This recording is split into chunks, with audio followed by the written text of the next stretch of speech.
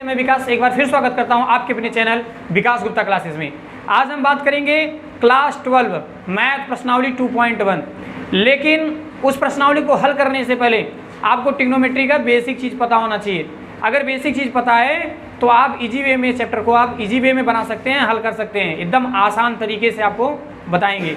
तो देखिए, आपको पता है त्रिकोणमिति हाई स्कूल में भी आप पढ़ के आए हैं कि त्रिकोणमिति 3 शब्द से मिलकर बनाए।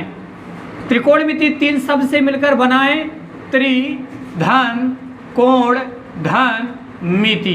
आप सभी को यह बात पता है कि त्रि का अर्थ होता है 3, त्रि का मतलब 3, कोण का मतलब होता है कोण और मिति का मतलब होता है माप। आपको ये पता होना चाहिए।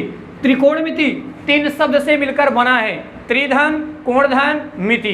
त्रि का मतलब होता है 3, कोण का मतलब कोण, मिति का मतलब माप। 3 कोणों के माप को त्रिकोणमिति कहा जाता है। आपको ये भी पता होना चाहिए त्रिकोणमिति में 6 अनुपात होते हैं। एक होता है आपका sine theta, cos theta, tan theta, cot theta, sec theta और अगला वाला अगर हम बात कर लें तो आपका होता है कॉसेक थीटा। ट्रिग्नोमेट्री में 6 अनुपात होते हैं। एक होता है sine theta, cos theta, tan theta, sec, sine cos tan cot sec और कॉसेक थीटा। ये 6 अनुपात होते हैं। अब आप देखिएगा, सबसे सिंपल बात क्या है, आप सबको पता होना चाहिए sine cos tan cot sec cosec theta equal to क्या होता है।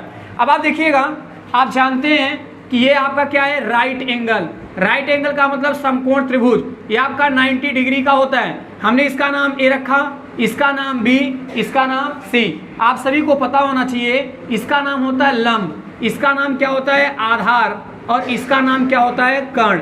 आपको याद होना चाहिए ये 90 अंश के सामने वाला जो भुजा होती है, बड़ी भुजा होती है, ये कर्ण कहलाती है और ये बगल वाली भुजा को लंब कहते हैं और नीचे वाली जो भुजा होती है उसे आधार कहा जाता है। अंग्रेजी में इसे बोलते हैं परपेंडिकुलर, इसे अंग्रेजी इंग्लिश में बोलते हैं बेस, इसे बोलते हैं क्या, इसे बोलेंगे हाइपोटेनिस। यस से रिप्रेजेंटेड करते हैं। इसे पी से डिनोट करेंगे, इसे बी से डिनोट करेंगे।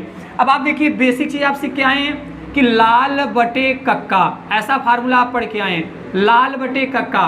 यल का मतलब लंब, ए का मतलब आधार, यल का मतलब लंब, के का मतलब कर्ण, के का मतलब कर्ण और ए का मतलब क्या होता है, आधार होता है। अब आप समझिएगा, अब अगर मैं आपसे कहूं कि आप लोग इसका बताओ, और भली बात आपको ये पता होना चाहिए कि साइन का उल्टा कॉसेक और कॉसेक उल्टा साइन, कॉस का सेक, सेक का कॉस, टैन का कॉट, कॉट का टैन। याद रखना है, साइन का कॉसेक, कॉसेक का साइन, कॉस का सेक, सेक का कॉस, टैन का कॉट, कॉट का टैन। ये आपको भली बात पता होना चाहिए। अब देखिए, साइन थीटा इक्वल टू एल अपान के लंब बटा कर्ण। साइन थीटा बराबर लंब बटे कर्ण। अगर इसका लंब बटा कर्ण है तो इसका हो जाएगा, कितना हो जाएगा, कर्ण बटे का लंब। ये लंब बटा कर्ण तो ये कर्ण बटे का लंब, क्योंकि साइन का अपोजिट क्या होगा, कॉसेक थीटा होएगा। अब कॉस थीटा बराबर बात कर लीजिए आधार बटे का कर्ण और कास का उल्टा सेक, अर्थात हो जाएगा कर्ण बटे का आधार। टैन का अगर हम बात करें तो ये हो जाएगा लंब बटा आधार और ये हो जाएगा आधार बटे का लंब। सिंपल। आपको अगर 3 वैल्यू पता है साइन कॉस टैन का तो आप इसी का अपोजिट कर देंगे, तीनों का वैल्यू आपको मिल जाएगा। अब आप देखिएगा, ये सारी चीजें आपको पता समझ में आ गया। अब आप पढ़े होंगे पाइथागोरस प्रमेय, पाइथागोरस प्रमेय। ये बहुत सिंपल चीजें आपने ये सारी चीज पढ़ के आए हैं कि आपने ये पढ़ा है कि क्या, कर्ण का वर्ग बराबर होता है लंब का वर्ग प्लस आधार का वर्ग। इसे हम लोग कहते हैं पाइथागोरस प्रमेय। अगर आप वर्ग हटाएंगे, अगर केवल कर्ण की वैल्यू चाहिए तो रूट लगेगा, यहाँ आ जाएगा लंब का वर्ग प्लस आधार का वर्ग। ये सारी चीजें आपको पता होना चाहिए। अब देखिए, ये तो सिंपल चीज़ थी, इसमें आवश्यकता पड़ेगा जब प्रश्नावली 2.2 आप हल करेंगे, आगे हल करेंगे तो कहीं कहीं ये आपका बेसिक चीज़ें आवश्यकता पड़ जाएगा। तो ये छोटा चीज़ आपको पता होना चाहिए। लेकिन जो हम प्रश्नावली 2.1 में हल करेंगे, आपको पाठक नाम ही है प्रतिलोम त्रिकोणमिति फलन। उसके लिए आपको क्या क्या पता होना चाहिए, आप सभी स्टूडेंट को वैल्यू आना चाहिए। वैल्यू अगर नहीं आएगा तो काम बनने वाला नहीं। वैल्यू हर हाल में आपको पता होना चाहिए। देखिए, सिंपल चीज़ क्या है, सबसे पहले आपको वैल्यू कैसे पता होना चाहिए। आप जानते हैं कि एक sign theta, cos theta, tan होता है, कॉट होता है, सेक होता है और एक आपका हो जाता है कॉसेक हो जाता है। अब देखिएगा, आप सभी स्टूडेंट को पता होना चाहिए साइन 0 डिग्री का वैल्यू कितना होगा। उसके बाद में आप सबको पता होना चाहिए 30 डिग्री का मान कितना होगा। 30 डिग्री के बाद आपको पता होना चाहिए 45 डिग्री का मान क्या होगा। उसके बाद में 60 डिग्री की वैल्यू क्या होगी। उसके बाद में आपको 90 डिग्री की वैल्यू पता होना चाहिए कि 90 डिग्री की वैल्यू क्या होगी। इन सब वैल्यू आपको याद होने चाहिए। अगर याद रहेंगे तो आप इस चैप्टर को इजी वे में हल कर लेंगे। अब देखिएगा वैल्यू तुरंत निकाल लेते हैं, 2 मिनट का काम है। वैल्यू में सबसे पहले देखिए आपको लिखना है 0, फिर 1, फिर 2, फिर 3, फिर 4। सब में 4 से क्या दे दीजिए, भाग। सब में 4 से भाग दे दीजिए। सब में 4 से डिवाइड करिए। सबका वर्गमूल निकाल लीजिए, सबका रूट आप बना लीजिए। अब क्या करेंगे ध्यानपूर्वक समझिए। साइन 0 अंश का मान क्या होगा। आपने देखा 0 है और 0 में किसी भी संख्या से अगर भाग देंगे तो यहाँ क्या आएगा, 0 आएगा। अगर किसी भी 0 में किसी भी संख्या से अगर भाग देंगे तो क्या आएगा, 0 आ जाएगा। देखिए इधर 1 का वर्गमूल आपका 1 हो जाएगा और 4 का वर्गमूल हो जाएगा 2। आप देख रहे हैं 2 1 के 2, 2 दूनी 4, 1 का वर्गमूल 1। और अगर अब देखिए यहाँ क्या बचा, √2। ऐसे आप नोट कर लीजिए। देखिए ऊपर वाला क्या है, यहाँ आप ऐसे ही नोट कर लीजिए। 4 का वर्गमूल आपका 2 हो जाएगा, ये कट गया, बचा 1। और 1 का वर्गमूल क्या होता है, 1। आप देख पा रहे हैं साइन 0 अंश का मान 0, साइन 30 अंश का मान 1/2, साइन 45 का मान 1/√2, साइन 60 अंश का मान √3/2, साइन 90 अंश का मान कितना आ गया, 1। इसी का अपोजिट करिए। यहाँ 1 है 1, यहाँ √3/2, यहाँ 1/√2, यहाँ 1/2, यहाँ 0। आप देख पा रहे हैं यहाँ cos की वैल्यू भी निकल गया। अब देखिए बात आता है tan की वैल्यू कैसे निकालें। आप सभी स्टूडेंट जानते हैं कि tan theta equal to sine theta बटे का कॉस थीटा होता है। मतलब अगर साइन थीटा की वैल्यू में कॉस थीटा से हम डिवाइड कर दें तो हमें tan थीटा की वैल्यू मिल जाती है। फिर समझिए साइन थीटा के मान में कॉस थीटा के मान से डिवाइड करेंगे, tan थीटा की वैल्यू हमें प्राप्त हो जाएगी। साइन थीटा की वैल्यू यहाँ हमने लिखा है, कॉस थीटा की वैल्यू भी हमारे पास प्राप्त हुआ है। अब देखिए यहाँ 0 है 1 है, साइन थीटा की वैल्यू में कॉस से डिवाइड करना है। अगर 0 में 1 से भाग देंगे 0 आएगा। और यहाँ देखिए 1/2 √3/2। अब देखिए अगर 1/2 में डिवाइड कर दें √3/2 तो 2 से 2 विदाई हुआ, यहाँ बचेगा 1/√3। अब देख पा रहे हैं ये सेम है, सेम कट जाएगा, बचेगा 1। यहाँ 2 और 2 कट जाएगा, बचेगा √3। अब आपको एक बात याद रखना होगा, यहाँ कितना है 1 और डिवाइड करना है 0 से। अगर किसी भी संख्या में 0 से डिवाइड किया जाए तो उसका आंसर कितना आएगा, इन्फिनाइट। इन्फिनाइट का मतलब अनंत। इसी का अपोजिट करिए, यहाँ इन्फिनाइट, यहाँ आ जाएगा √3, यहाँ बचा 1/√3, यहाँ वैल्यू क्या आ गई, 0। आप देख रहे हैं कॉट की वैल्यू भी आपके पास आ गई है। अब मैटर फंस रहा है सर सेक थीटा की वैल्यू लाइए। अगर सेक की वैल्यू भी मिल जाती है, इसी का अपोजिट कर देंगे, कॉसिक की वैल्यू आ जाएगी। चलिए देखते हैं इसको कैसे निकालेंगे। सेक थीटा इक्वल टू आपने पढ़ा है 1/, होता है कॉस थीटा। अर्थात अगर 1 में कॉस थीटा की वैल्यू से डिवाइड कर दिया जाए तो हमें सेक थीटा की वैल्यू प्राप्त हो जाएगी। देखिए 1/cos थीटा, कॉस थीटा की वैल्यू कहाँ है, यहाँ है। चलिए भाग देते हैं, 1 है 1 लिख दिया, डिवाइड करेंगे तो यहाँ कितना आएगा, 1 ही आएगा। आगे देखिए कितना है √3/2, ये ऊपर जाएगा तो आ जाएगा 2/√3, अर्थात इसकी वैल्यू आ जाएगी 2/√3। अब बारी है इसका, अब आप करिए क्या, 1/√2 से डिवाइड करिए तो ये ऊपर जाएगा तो √2/1, अर्थात यहाँ बचेगा केवल √2। अब ऐसे ही आगे आप बात कर लीजिए, 1 में डिवाइड करना है आपको किससे, 1/2 से डिवाइड कर दो तो ये ऊपर जाएगा, कितना बचेगा 2। और आप देख पा रहे हैं फिर 1 में डिवाइड करना है किससे, 0 से डिवाइड करना है। और अभी आपने पढ़ा है किसी भी संख्या में किसी भी नंबर में अगर 0 से हम लोग डिवाइड करते हैं तो यहाँ क्या आएगा, इन्फिनाइट। इसका अपोजिट करिए, इन्फिनाइट हुआ, यहाँ 2 हो गया, यहाँ √2, यहाँ 2/√3 और यहाँ कितना आ गया 1। तो आप देख पा रहे हैं सारा वैल्यू आपको निकल गया। अगर आपको प्रश्नावली 2.1 अच्छे से हल करना है तो आपको ये सारी चीज़ जो बेसिक चीज़ें हैं आपको पता होना चाहिए। तो बहुत इंपॉर्टेंट है, बहुत ज़रूरी है। अब देखिए अगली बात, प्रतिलोम माने इनवर्स। प्रतिलोम का मतलब इनवर्स होता है। जैसे आपने पढ़ा है कि अगर x इनवर्स है तो इसको हम लिखते हैं 1/x। अगर x इनवर्स है तो इसे हम लोग लिखते हैं 1/x। अब देखिएगा, जैसे अगर यहाँ हमने लिख दिया 1/y, तो इसको अगर ऊपर ले जाएंगे तो y का पावर -1 इनवर्स, यही इनवर्स है। देखिए ऐसे ही अगर कहीं भी साइन इनवर्स लिखा है तो इसका मतलब इसका हो जाएगा 1/sin। ये बात आपको पता होना चाहिए, मालूम होना चाहिए। अगर कास इनवर्स लिखा है तो इसको लिखेंगे 1/cos। जिस प्रकार आपने देखा कि x इनवर्स लिखने पर हम 1/x लिखते हैं, और अगर 1/y है तो y इनवर्स लिखते हैं। साइन इनवर्स x, अगर साइन इनवर्स 1 है तो 1/sin लिखेंगे, कास इनवर्स 1 है तो 1/ क्या लिख देंगे, कास। ये चीज़ आपको सभी को पता होना चाहिए। क्या मैंने बताया, जिस प्रकार x इनवर्स को हम लोग 1/x लिखते हैं, जिस प्रकार y इनवर्स को 1/y लिखते हैं, सेम टू सेम उसी प्रकार अगर कहीं भी आपको साइन इनवर्स x मिल जाए, अगर साइन इनवर्स मिलता है तो हम 1/sin लिखेंगे, ये आपको मालूम होना चाहिए। अगर कहीं भी कास इनवर्स आ जाए तो 1/ हम लोग कॉस लिखेंगे। ऐसे कहीं अगर टेन इनवर्स आ जाए तो 1/10 लिखेंगे, कहीं काट इनवर्स आ जाए तो 1/काट लिखेंगे। अगली बात क्या है, आपको पता होना चाहिए पाई की जो वैल्यू होती है, पाई का मान वो कितना होता है, 180 डिग्री होता है। याद रखना है, पाई की जो वैल्यू होती है वह 180 अंश होती है। अब देखिए अगर कहीं भी आपको पाई/3 दिख जाए, कहीं भी पाई/3 दिख जाए तो पाई का मान 180 अंश बटे का 3 कटा देंगे 60 डिग्री। इसका मतलब ये हुआ कि जो 60 डिग्री होता है वह पाई/3 के क्या होता है, इक्वल होता है।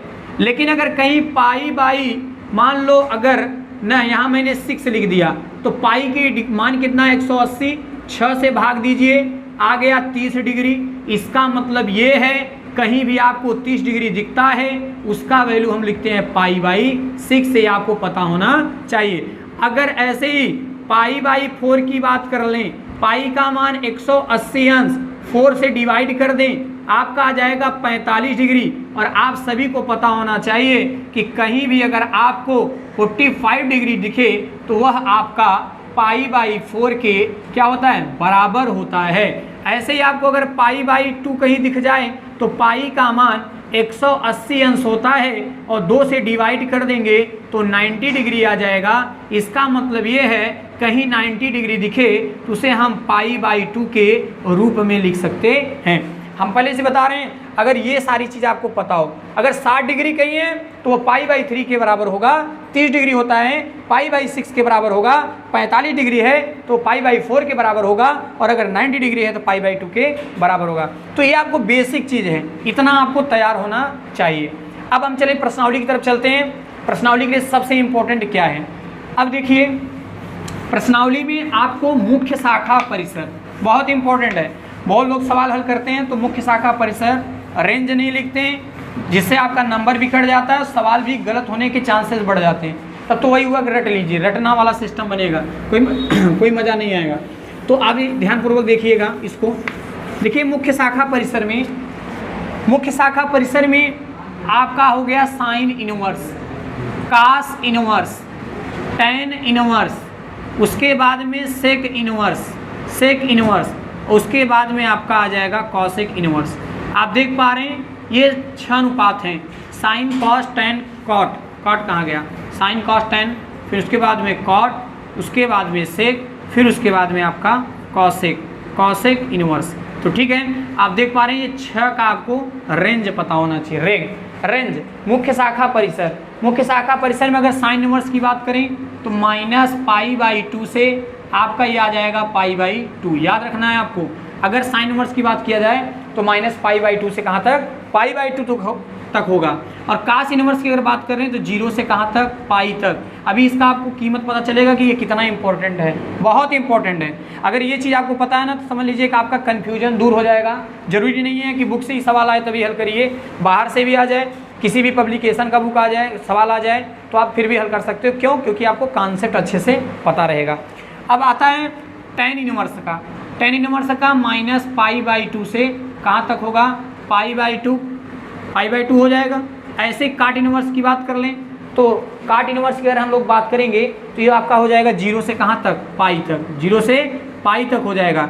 ऐसे सेक इनवर्स की बात कर लें और कॉसेक, सेक इनवर्स की बात कर लेंगे तो सेक इनवर्स के लिए आपका हो जाएगा 0, पाई से कहाँ तक, पाई/2 तक हो जाएगा। ये बात आपको पता होना चाहिए। और कॉसेक इनवर्स, लास्ट जो है आपका, ये आपका अगर बात किया जाए तो ये भी आपका माइनस π/2 से π/2 और यहाँ कहाँ माइनस कहाँ तक दिया है, 0 तक दिया है। ये जितने भी हैं ये सारे रेंज आपको याद होने चाहिए। साइन इनवर्स का जो होता है वो माइनस π/2 से π/2 होता है। कास इनवर्स की बात करें तो 0 से पाई तक होता है। टेन इनवर्स की बात करें माइनस π/2 से π/2 तक। कॉट इनवर्स की बात करें 0 पाई और यहाँ 0 पाई और क्या हो जाएगा π/2, और इसकी बात करें माइनस π/2 से π/2 तो और क्या हो जाएगा 0। ये इतना इंपॉर्टेंट है। अभी इसका कीमत आपको समझ में आएगा कि हाँ इसका यूज कहाँ करेंगे, और हर सवाल में यूज होगा। याद रखना, प्रश्नावली अगर 2.1 आप बना रहे हैं तो 2.1 में आपको ये आना चाहिए। तो देखिए चलिए शुरू करते हैं। ये आपको रेंज, या मैं बार बार कह रहा हूँ वैल्यू, दो चीज़ें, एक वैल्यू आपको पता होना चाहिए और एक तो आपको रेंज पता होनी चाहिए, और आपको प्रतिलोम करने आना चाहिए। जो भी हमने बताया कि साइन इनवर्स को हम लिख सकते हैं 1/sin। तो शुरू करते हैं आपके प्रश्नावली। प्रश्नावली 2.1, ठीक है। 2 पॉइंट माने आपका 2 का मतलब हुआ चैप्टर 2, 0.1 माने उसका पहला, तो 2.1। सवाल नंबर पहला शुरू कर रहे हैं। सवाल में कह रहा है कि निम्नलिखित के मुख्य मान ज्ञात कीजिए। निम्नलिखित के मुख्य मानों को ज्ञात करना है, और इसी में आपका दिया है पहला नंबर साइन इनवर्स दे दिया है -1/2। देख पा रहे हैं आप लोग, दिया है साइन इनवर्स -1/2। इनका मान आपको ज्ञात करना है। तो मान ज्ञात करने के लिए सबसे पहले देखिए, सबसे पहला काम एकदम बढ़िया से लिखिए। अगर बढ़िया मार्क लाना हो तो लगाने का 2 लाइन में भी लगा सकते हैं, लेकिन आप इसको लगाइए कैसे, इसका तरीका क्या है लगाने का। बुक में एग्जाम्पल देखिए, एग्जाम्पल कैसे हल किया है, तो उसके अनुसार चलना है, तभी बढ़िया आपका नंबर उठेगा। सबसे पहले इसको हम लोग लिखेंगे माना। सबसे पहला काम आपको लिखना है माना। माना क्या, इसको मान लीजिए y = क्या मान लेंगे, साइन इनवर्स -1/2। अब देखिएगा मजा आ जाएगा। y = अभी आपने पढ़ा है कि साइन इनवर्स कहीं भी दिखे तो इसको हम लिख सकते हैं 1/sin, यहाँ बचेगा -1/2, और आपको पता है इसका मल्टीप्लिकेशन ऐसे करेंगे तो आ जाएगा साइन y = -1/2। देख रहे हैं ना, साइन y = -1/2। अब क्या करेंगे, आ जाएगा साइन y = इसको देखो किसका वैल्यू है चेक करो दिमाग में, मैंने पहले बताया था। आप देखेंगे तो ये साइन कितने डिग्री का वैल्यू है, आप देख रहे हैं 30 डिग्री का मान है। कितना, 30 डिग्री का। तो यहाँ माइनस लगाइए और लिख दिए 30 डिग्री। और आप सभी को मैंने बताया था साइन y = यहाँ आ जाएगा साइन माइनस है माइनस 30 डिग्री किसके बराबर होता है, π/6। किसके बराबर होता है, π/6। अब देख पा रहे हैं साइन से साइन गया, y = आ गया -π/6। ऐसे ही नहीं छोड़ देंगे कि आंसर आ गया खुश हो गए। अब आगे आपको लिखना होगा, क्योंकि साइन इनवर्स का मुख्य शाखा परिसर कितना होता है, -π/2 से π/2 होता है। तो आप चेक करो क्या ये इसके बीच में आया है, बिल्कुल आया है। तो आप यहाँ लिख देंगे साइन इनवर्स -1/2 दिया था और इसका वैल्यू आया है -π/6, और यही आपका क्या आ जाएगा, आंसर आ जाएगा। तो आप देखिए ना, कोई नियम है, रूल है लगाने का, ऐसे मनमानी नहीं। अब देखिए बहुत लोग शॉर्टकट तरीका क्या लगाएंगे, डायरेक्ट करेंगे। क्या डायरेक्ट तरीका उनका क्या है अपना, सबसे पहला उनका यही काम रहेगा कि वो डायरेक्ट तुरंत साइन इनवर्स है इसको फट से लिख देंगे 1/sin हुआ। अब करेंगे क्या, माइनस है माइनस 1/2, 30 डिग्री की वैल्यू है, 1/sin लगा दिए, फिर लिख दिए -30 डिग्री किसके मान के बराबर है, π/6। और यहाँ ये किसका वैल्यू है, साइन लगा दिए, और यहाँ लगा दिए कि -30 डिग्री की वैल्यू है, ऐसे लगा दिए फट से। और उन्होंने क्या किया, यहाँ करेंगे साइन से साइन कटा देंगे, माइनस है माइनस है, इसे नोट कर लेंगे, 30 डिग्री को लिख देंगे π/6 के बराबर होता है, कहेंगे आंसर आ गया। ऐसे नहीं लगाना है, इसका रूल है, रूल के अनुसार चलिए, ताकि एग्जामिनर भी देखे, वो भी कहे कि हाँ देखिए सवाल लगाया गया है। बढ़िया से आप सवाल नोट करिए, अच्छे से हल डालकर मान कर लेट करके जो नियम है रूल से लगाएंगे तो अच्छा बढ़िया नंबर उठेगा, कोई रोक नहीं सकता आपको। मैं बार बार कर रहा हूँ, 60 लगाने वाली बात है, 60 में तुरंत लग जाएगा, कोई बड़ी बहुत छोटी चीज़ है। देखिए ऐसे देखिए 2-3 सवाल आप देखिएगा, आपको एकदम बनाना आ जाएगा, एकदम हल कर लेंगे। देखिए सेकंड नंबर देखिए आ रहे हैं, कास इनवर्स दिया है रूट में 3/2। अब आपको क्या पता है, सबसे पहला काम आपका है कि आप लिखेंगे माना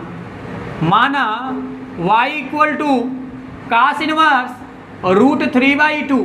अब आपको पता था कि गुरुजी करते क्या थे, कास इनवर्स को सीधा लिखते थे 1/cos, और यहाँ आपका रूट 3/2, इसका मल्टीप्लीकेशन करिए तो आ जाएगा कास y इक्वल टू रूट में 3/2।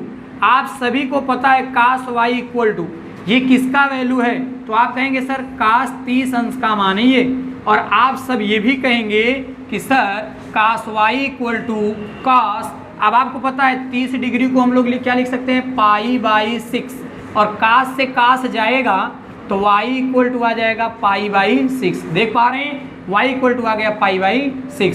अब देखिए फिर आपको छोड़ना नहीं है, यहाँ लिखना है, लिख देंगे चूंकि कास इनवर्स का मुख्य शाखा परिसर, मुख्य शाखा परिसर 0 से कहाँ तक होता है, पाई तक होता है, तब हो जाएगा कास इनवर्स रूट में 3/2 बराबर π/6।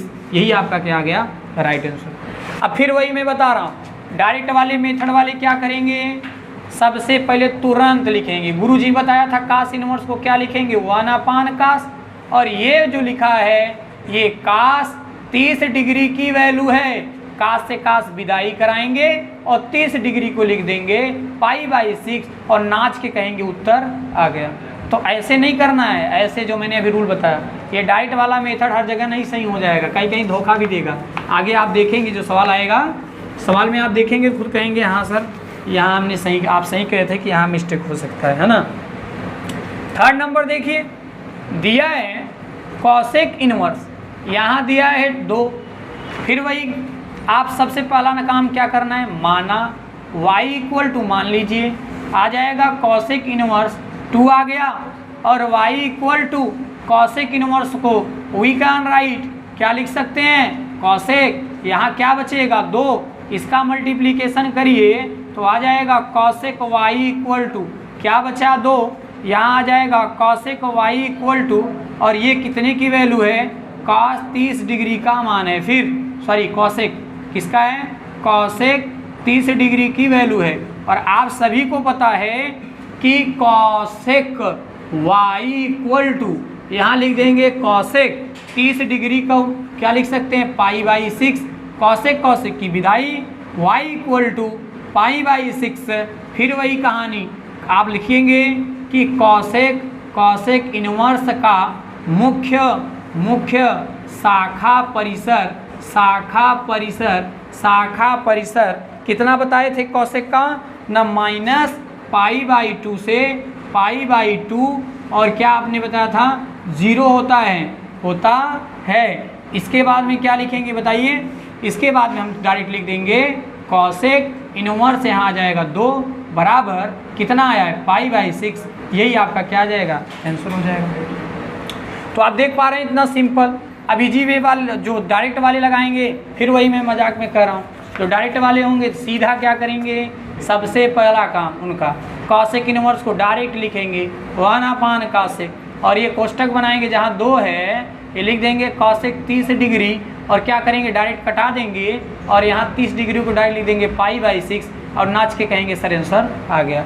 नहीं ऐसे नहीं करना है, मैं बार बार कर रहा हूँ, ये हर जगह सही नहीं होगा, कहीं कहीं धोखा भी दे देगा। आगे आपको भी मिलेगा तो आप खुद कहोगे हाँ सर धोखा दिया, ठीक है ना।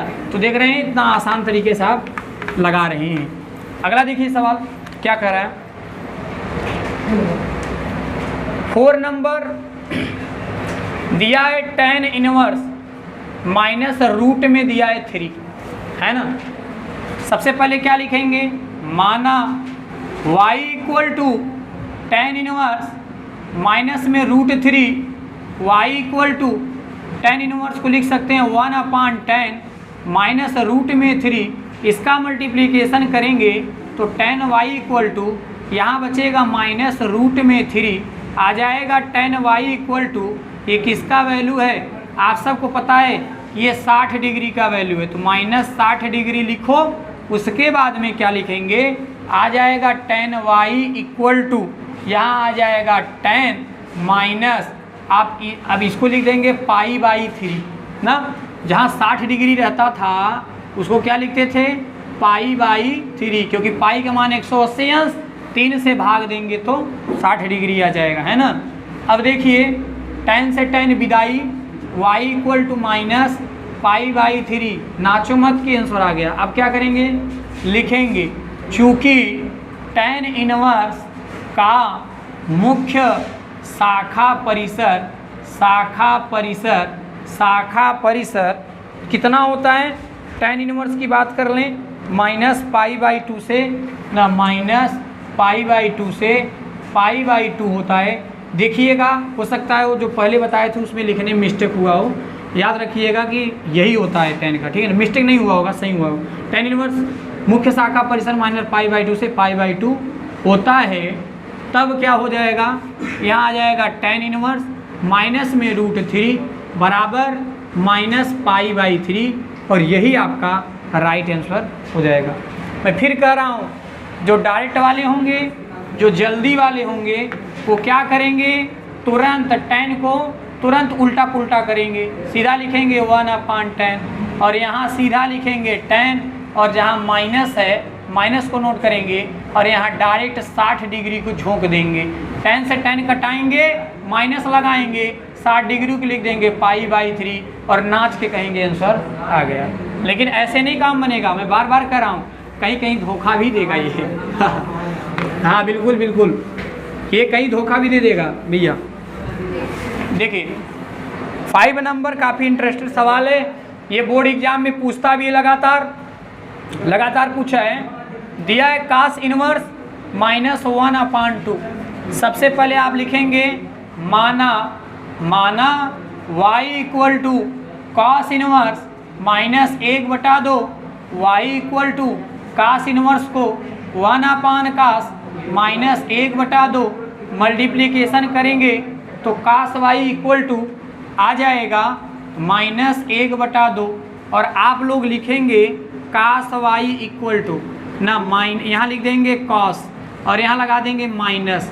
ये कितने डिग्री का मान है, 60 डिग्री की वैल्यू है, देखो नोट कर लिया। अब क्या करेंगे, लिखेंगे cos y इक्वल टू, यहाँ आ जाएगा cos -60 डिग्री को π/3 लिखते हैं, और cos से cos विदाई, y इक्वल टू -π/3 आएगा। और अब देखिए लिखेंगे चूँकि cos इनवर्स का मुख्य शाखा परिसर कितना होता है, 0 से पाई होता है, 0 से कहाँ होता है, पाई होता है, तब लिख देंगे। अब आप देखें फंस गए, cos जो आंसर आपका आया है वो आया है -π/3, है ना। बहुत बढ़िया सवाल है ये बहुत अच्छा सवाल है। y इक्वल, अब आपको कीमत समझ में आएगा मुख्य शाखा परिसर का, रेंज का, अब समझ में आएगा कि हाँ वास्तविकता है इसमें। y इक्वल टू -π/3 आया। ये जो आंसर आया है क्या इसके बीच में है, नहीं है, 0 से पाई है ना ये, और ये आया है 0 से भी कम, माइनस है तो 0 से कम है, तो इसका मतलब ये है कि उत्तर सही हुई है, नहीं सही उत्तर नहीं है। उत्तर सही कैसे होगा, इसको प्लस बनाएंगे कैसे, सीधा को करना क्या, पाई में से यही घटा दो, π/3, तो y इक्वल टू, अगर इसका मल्टीप्लिकेशन करेंगे 3π - π बटे का 3, y इक्वल टू 3 में से 1 जाएगा तो आ जाएगा 2π/3, और डायरेक्ट आप यहाँ लिख सकते हैं कि cos इनवर्स -1/2 बराबर 2π/3, और यही आपका क्या गया, राइट आंसर। देख लीजिए गलत होने से बचा लिए। अब क्या करेंगे, जो छात्र डायरेक्ट वाले होंगे, जिनको उत्तर की भूख सता रही होगी, ना टेंशन में होंगे, तो सीधा cos इनवर्स को फिर से लिख देंगे, और यहाँ माइनस लगाएंगे, और यहाँ सीधा लिख देंगे, क्या लिख देंगे cos 30 डिग्री, और माइनस लगाएंगे, cos से cos जाएगा माइनस, और इसका वैल्यू रख देंगे π/3, और डांस करेंगे, उत्तर आ गया। और जब देखेंगे तो आंसर गलत आया रहेगा, तो कहेंगे पता नहीं गलत कहाँ से हो गया, नियम चेंज हो गया। तो यही है, आपको रेंज पता होना चाहिए, मुख्य शाखा पता होना चाहिए, तब आप इजी वे में हल कर लेंगे। तो उम्मीद करते हैं आगे वाले ऐसे जितने सवाल हैं आप लगा लेंगे। नहीं आता है तो कमेंट करके बताएंगे, आपका उसका भी वीडियो प्रोवाइड करा दिया जाएगा। उम्मीद करते हैं आपको ये वीडियो बहुत इम्पॉर्टेंट होगा, बहुत इम्पॉर्टेंट है और आपका बहुत हेल्प देगा। तो अगर आपको वीडियो अच्छा लगता है तो चैनल को सब्सक्राइब करें, लाइक करें, शेयर करें। बहुत बहुत धन्यवाद।